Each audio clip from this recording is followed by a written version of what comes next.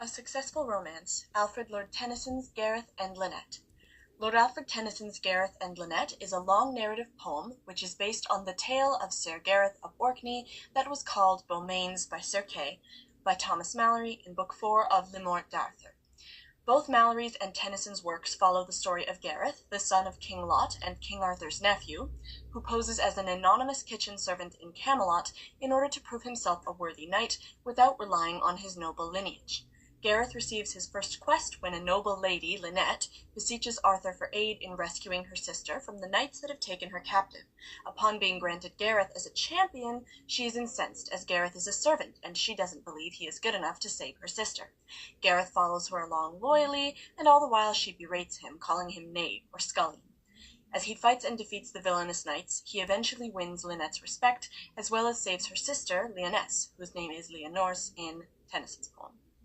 Here Tennyson deviates from Malory in making Lynette the romantic interest for Gareth instead of Leonor's, and in doing so focuses on the growth of both characters and presents a more inclusive representation of social class. In Threatening Essentials, Women and Varieties of Manhood in Tennyson's Idylls of the King, Benedict Turner asserts that manliness in Gareth and Lynette seems more dependent upon relationships with other men than in any of the other idols. I disagree, as the relationships that Gareth has with the women in this tale, namely his mother Bellicent and Lynette, are essential to his search for manliness, because they are initially unsupportive of him. In Tennyson's work, Gareth's mother Bellicent is the one to challenge him to serve as a kitchen scullion in an attempt to put him off of leaving her, but Gareth wishes to go so badly and to prove himself that he goes anyway. Intended or not, Bellicent's challenge actually spurs Gareth's quest for manliness on. As for Lynette, rather than threaten or negate Gareth's manliness, she tests it, challenging Gareth to prove himself a valiant and worthy knight, a challenge that he passes, reaffirming his manliness. Turner then goes on to remark on the different ways that social status is treated. In Le Morte d'Arthur, Lyonesse refuses to accept Gareth in marriage based on his abilities alone and unaccompanied by rank, though she acknowledges him to be a good knight. She only relents when his noble lineage is revealed. Tennyson contradicts this debacle as Lynette begins to root for her champion before his nobility is revealed. And when it is revealed, Lynette says, "For worse than being fooled of others is to fool oneself." The primary focus is on her judgment, not Gareth's rank. Lynette, like Gareth, faces a challenge in this work, which she must face in order to become a more dynamic or cohesive character. She confronts her rigid ideology of class and nobility and finds that it has been altered, just as Gareth faces and defeats his enemies in combat, altering and reaffirming his identity.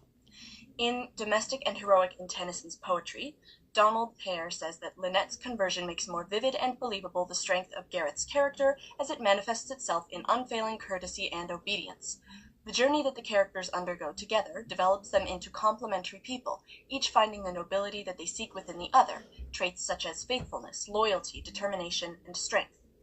In Tennyson's Camelot, The Idylls of the King and its Medieval Sources, David Staines asserts that Gareth is the epitome of the immense potential that is realized in a world where the king receives the faith and the trust of all his subjects. This is the crucial difference between Malory's tale and the one that makes it a successful adaptation.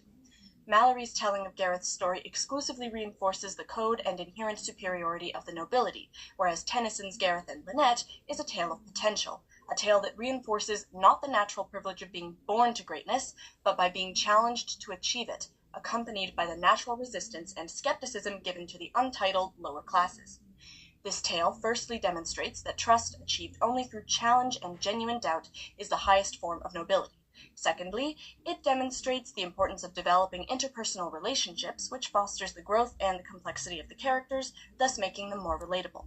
Finally, the inclusivity of this poem, shown through the dissolving of rigid class boundaries as Lynette thaws towards Gareth before his nobility is revealed, is much more palatable to a wider audience, as would have been the case in the Victorian era, with the rise of literacy and books as mass culture making these works accessible, and because of Tennyson, inclusive to the lower class.